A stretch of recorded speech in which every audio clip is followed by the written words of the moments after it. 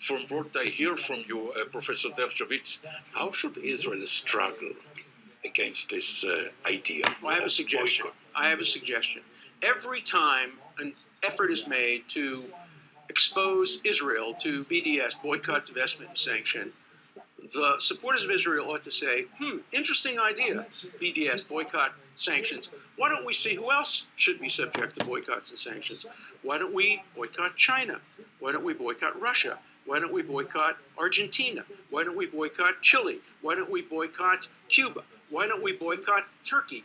And begin to list countries in the world whose human rights records are so much worse than even the worst case scenario about Israel, to make it clear that singling out the nation state of the Jewish people for sanctions is a form of bigotry. You cannot just focus on Israel. There's a great story about the president of Harvard University in the 1920s when he wanted to impose a quota against Jews. And he said, the reason we can't have more Jews at Harvard is because Jews cheat. And a very prominent alumni wrote a letter and said, but President Lowell, Christians cheat too. And he wrote back and said, you're changing the subject now. We're talking only about Jews. You cannot talk only about Jews. You cannot talk only about the nation state of the Jewish people. If you want to talk about boycotts, the worst first. You have to boycott the worst first. Compare Turkey, for example, to Israel. Turkey is no longer a democracy. It is an autocracy. It is led today by a virulent anti-Semite who blames his problems on the New York Times being Jewish-controlled. He is a man who has engaged in massive human rights violations, threatening to put journalists in prison. Let's boycott, divest, and sanction from Turkey.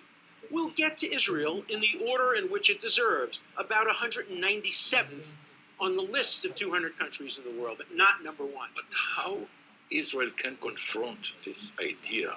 By telling the truth, by admitting Is where... it enough to tell the truth? The truth is always a good beginning, but you have to proceed from there, and you have to be smart.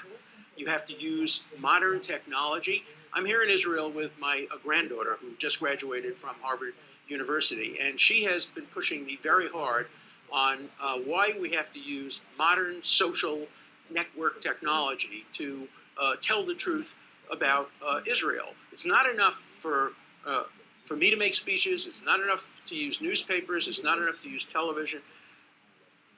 The Israel advocacy must go to young people based on what they read, what they access. And I've learned a lot in this visit to Israel about that. And when I get back to the United States, I'm planning to try to implement that. Professor Dershowitz, what is the mood in American campus, in American universities, among the young generation? There are very loud voices against Israel.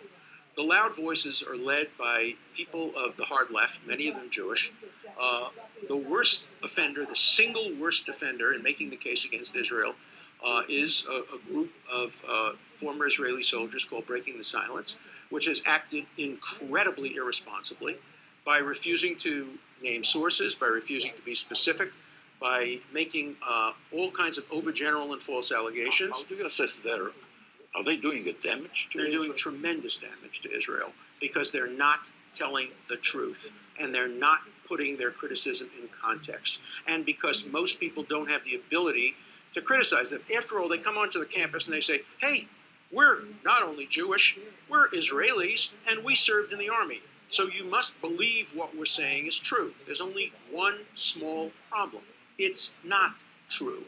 What they're saying is a combination of out-of-context allegations, gossip, reported misstatements, and yet they're widely believed. They're invited to come to American synagogues. They're invited to come to Jewish groups on campus.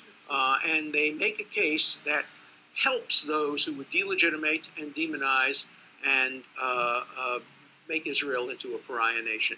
The criticisms they're making could be made of every army in the world. As far as I know, Professor Dershowitz, you support also the two-state solution. I support the two-state solution. I'm critical of Israel's policies toward the settlements. I'm a liberal. I would say, call myself a center-left, but I certainly believe in Israel's right to defend itself by legitimate, lawful, proportional means.